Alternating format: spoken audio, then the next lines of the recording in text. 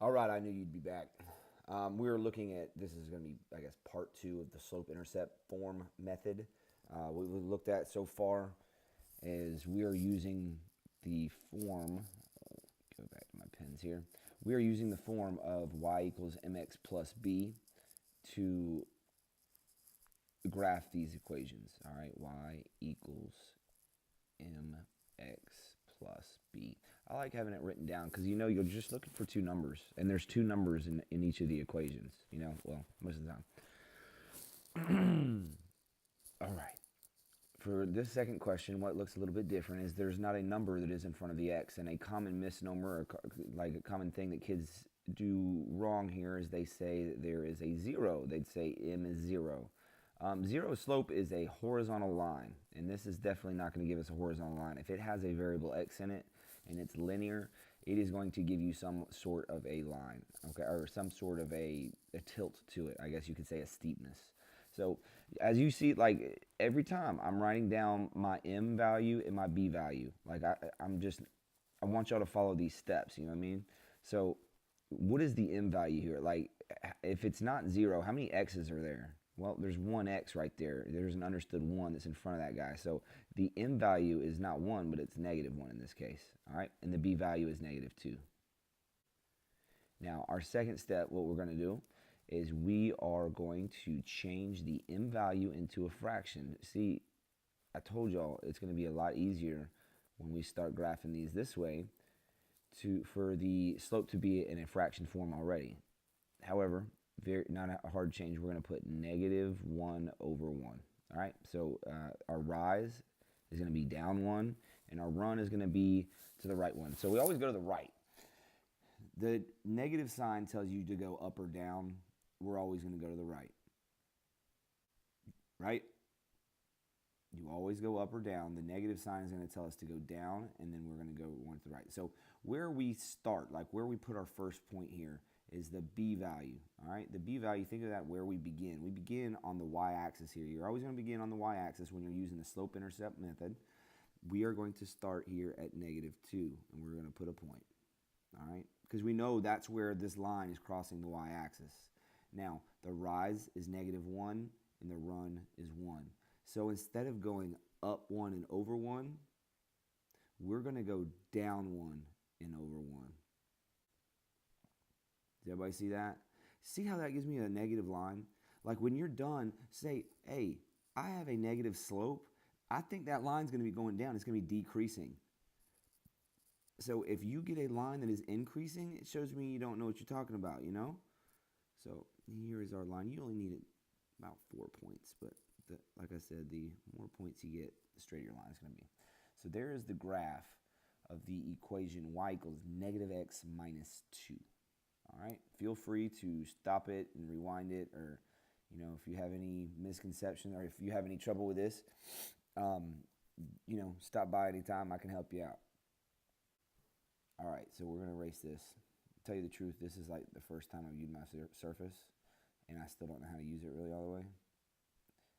So I'm sure there's an easier way of erasing, but this is the only way I know how right now. And I thought I'd take this time to tell you I have 5% battery, so if you lose me, you lose me. But I'll still come back and do the questions. All right. Oh, come on now. All right, here's our next equation. We're going to write y equals mx plus b. This is our equation, y equals 1/3 x. And I know you're geeking, oh my God, it's a fraction. Hey, if it's a fraction, it's already in the form rise over run. Like, that's a good thing. You don't have to change it into a fraction. You're going to have to change whole numbers into a fraction. That's like one less step for you to do. Now, the m value, the number that's in front of the x, is 1/3. That says the rise is 1, the run is 3. The b value, I don't see any numbers out here. It's not an understood 1. How many numbers do you see sitting out here? There's none, so we're going to put a 0 right there. All right? That just means that we're crossing the y-axis at 0. All right? So we are going to put, where we begin, we're going to put our first point at this b. Go with me? And then we're going to use rise over run. That is 1/3. All right? That's the M value. We're going to rise 1, run 3. Yep. Rise 1, 1, 2. It would be like right here. All right, off the graph just a little bit. If you go off the graph, it's not the end of the world. I get kids raising their hand, Mr. Portman, this goes off the graph. Hey, man, it's all right. Just plot it off the point, plot it off the graph. So instead of going up and to the right, up is positive and right is positive. So you have a positive slope here, right? Well, if I go down, that's negative. And I go to the left 3 times. If I go down and to the left, that's 2 negatives. And 2 negatives gives us a what? It's going to give you a positive line. Okay, so you can go in the opposite direction, however you want to make your line. As long as it is the correct direction, okay? See this, the slope here is 1/3, which is positive. So you're going to have an increasing graph, okay? Moving right along. Okay, the next equation says -3/2 x plus 5. If you were to answer this question using the table method, your life would be very hard, and I'd feel sorry for you. And I'm never going to give you anything like that on the table method, all right? Now, could you do it? Yeah, if you just plug numbers in for x and you multiply them by 3 and divide them by 2, but you're probably going to end up with some decimals, all right? I'm more concerned that you know how to plot the whole numbers first, and then we couldn't even think about the decimals, all right? So we're going to write y equals mx plus b.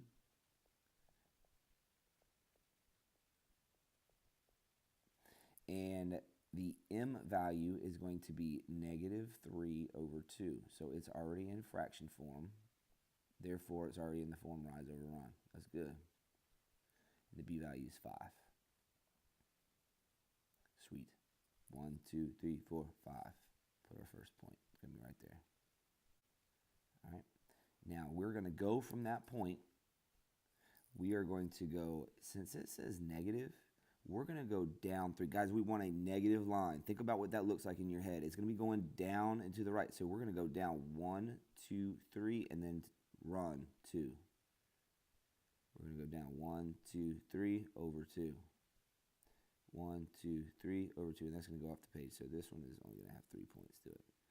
Ooh, that's kind of a crooked line. All right, so that means that this line satisfies every point that's on that graph.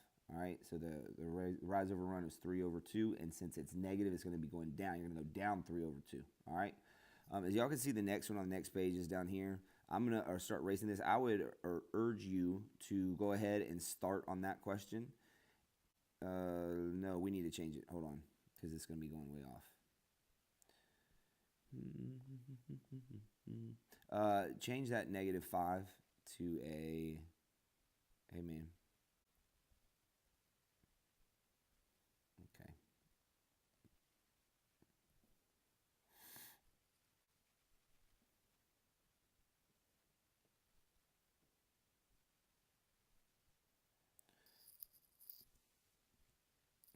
Change that -5 into a plus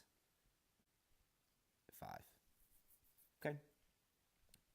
Go ahead and start on that one. See if you can get that without my help. All right, without me doing it.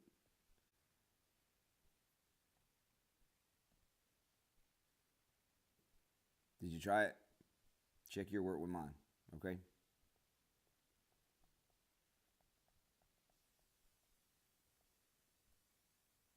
What in the devil?